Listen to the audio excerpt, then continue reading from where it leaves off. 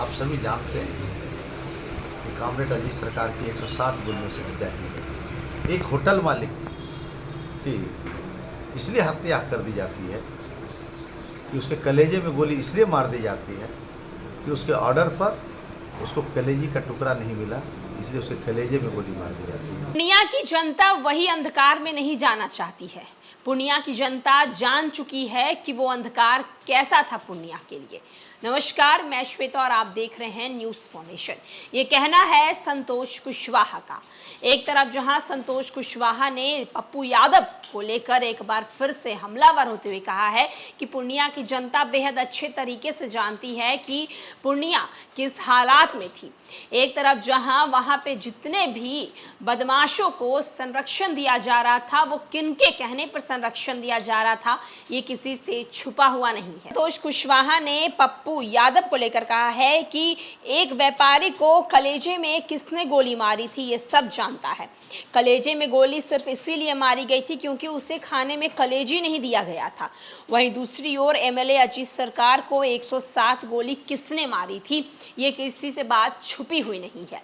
आपको हम सुनवाते हैं क्या कुछ बोल रहे हैं संतोष कुशवाहा पूर्णिया को लेकर, और खास करके पप्पू यादव को लेकर किस तरीके से हमलावर है, और पूर्णिया की आम जनता को लेकर क्या कुछ उनका बोलना है, पहले के हालात को लेकर क्या कुछ बोलना है। हम आपको सुनवाते हैं संतोष कुशवाहा की पूरी बातों को। जनता ने तय कर चुका है पूर्णिया के 20 साल पीछे का पूर्णिया नहीं बनने दिया है कि पूर्णिया में महाजंगल राज अराजक की स्थिति थी।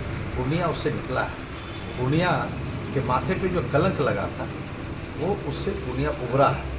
पूर्णिया में आप सभी जानते हैं कि कामरेड अजीत सरकार की 107 गोलियों से हत्या की गई। एक होटल मालिक की इसलिए हत्या कर दी जाती है कि उसके कलेजे में गोली इसलिए मार दी जाती है कि उसके ऑर्डर पर उसको कलेजी का टुकड़ा नहीं मिला, इसलिए उसके कलेजे में गोली मार दी जाती है। वो कौन लोग थे, वो किसके संरक्षण में वो अपराधी इस तरह के अपराध कर रहे थे। इसलिए दुनिया की जनता ने बड़ा मन बनाए हुए है, किसी भी सूरत में गलत लोगों को पूर्णिया में नहीं आने देगा।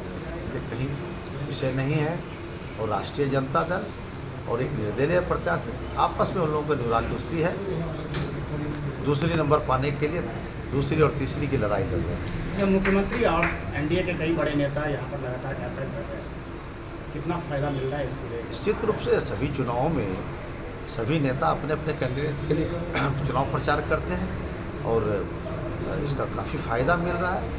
माननीय प्रधानमंत्री जी हाल में चुनाव प्रचार करके गए, आज मुख्यमंत्री जी का चुनाव प्रचार है, फिर उप मुख्यमंत्री जी की सभा है, फिर जीतन राम मांझी जी की सभा, कई सभाएँ आज है।